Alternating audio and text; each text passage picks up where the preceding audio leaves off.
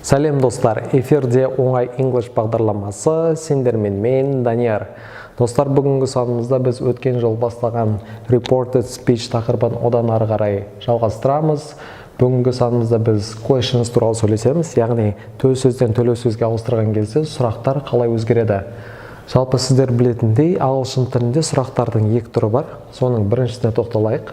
General or alternative questions. Жалпы және баламасы бар альтернативті сұрақтар. Бірінші бізде general question. Do you like pizza? Asked Гүлназ. Гүлназ сұрады, саған пицца ұнай ма деп. Енді төлеу сөзге айналдырайық. Гүлназ asked if he liked pizza. Төлеу сөзі бар сөйлемде бізге if сөзі көмекке келді.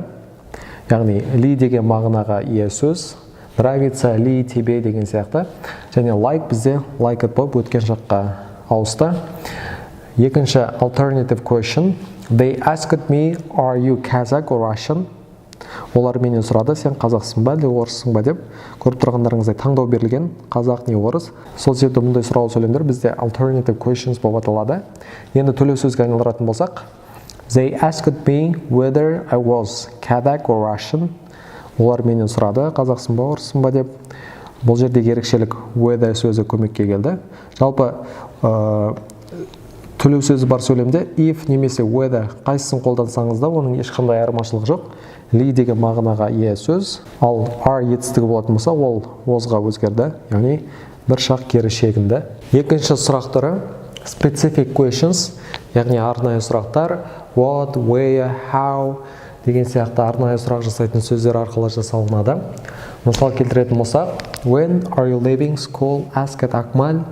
Сен қашан мектептен кетіп бара жатсың деп сұрады Акмал. Енді төлеу сөз Акмал asked when she was leaving school.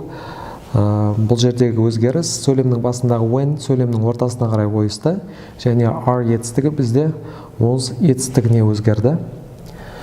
Келесі мысал, he asked where she left. Ол сұрады, ол қайда кетті деп. Енді төлеу сөз he asked where she had left.